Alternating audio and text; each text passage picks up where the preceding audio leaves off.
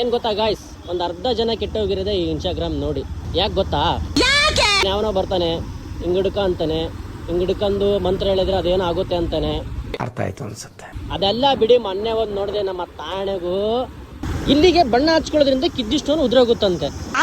ಅರ್ಥವೇ ಆಗ್ತಿಲ್ವೇ ಈ case? Guys, ಅದ್ ಹೆಂಗ್ ಸಾಧ್ಯ ನೀವ್ ಹೇಳ್ಬಿಡ್ರಿ. ನಮ್ಮ ತಾಣೆಗೂ ಹೆಂಗ್ ಸೈಕ್ ಆಗ್ಬಿಡ್ತೀನಿ ಒಂದೊಂದ್ಸಲ ಅಂತಂದ್ರೆ, ಅದೇ ಇಲ್ಲಿ ಬಣ್ಣ ಹಚ್ಕೊಳಕ್ಕೂ ಕಿಡ್ನಿ ಸ್ಟೋನಿಗೂ ಹೆಂಗೆ ಸಂಬಂಧ ಅಂತಂದು. ಅದು ಬಿಡ್ರಿ, ಹಾಳಾಗಿ ಹೋಗ್ಲಿ. ಅವನ ಅಜ್ಜಿ ನಾಳೆ ಇದೊಂದು ಯಾವ್ದೋ ನಂಬರ್ ಅಂತೆ. ಅಲ್ಲ ಗಾಯ್ಸ್, ಇದೊಂದು ಮೂಢನಂಬಿಕೆ ಅಂತ ನನ್ನಲ್ಲ. ಏನ್ ಪದ ಯೂಸ್ ಮಾಡ್ಬೇಕಂತಾನೆ ಗೊತ್ತಾಗ್ತಿಲ್ಲ. ಇವರೆಲ್ಲ ಓದಿರ್ತಾರಲ್ಲ, ಅನ್ಎಜುಕೇಟೆಡ್ ಅಲ್ಲ, ಎಜುಕೇಟೆಡ್ ಈ ತರ ಮಾಡಿದ್ರೆ ಏನಂತ ಯಾರು ಬೇಡ ಗಾಯ್ಸ್. ಮೊನ್ನೆನೇ ನಮ್ಮಮ್ಮ ಹಿಂಗಾಡ್ತಿತ್ತು ಇನ್ಸ್ಟಾಗ್ರಾಮು ನೋಡಿ ನೋಡಿ. ನೀನು ಮಗನೇ ಅಲ್ಲ, ನಾವು ಬೈಯೋದು ಅದ್ ಹೆಂಗಮ್ಮ ಸಾಧ್ಯ ಅಂತಂದು. ಈಗ ಅವಾಗ ಹುಷಾರಿಲ್ಲ ಅಂತಂದ್ರೆ ಒಂದು ಹಾಸ್ಪಿಟ್ಲಿಗೆ ಹೋಗ್ತೀವಿ, ಇಲ್ಲಾಂದ್ರೆ ಟ್ಯಾಬ್ಲೆಟ್ ತಗೊಂತೀವಿ, ಇಲ್ಲ ಆಯುರ್ವೇದಿಕ್ ಮೆಡಿಸಿನ್ ತಗೊಂತೀವಿ.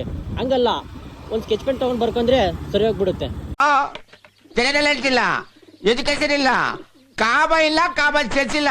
ಹಂಗ್ ಮಾಡೋದಾಗಿದ್ರೆ ಈ ಹಾಸ್ಪಿಟ್ಲ್ ಹಾಕ್ಬೇಕಾಗಿತ್ತು, ಡಾಕ್ಟರ್ ಅದಕ್ಕೆ ಬೇಕಾಗಿತ್ತು.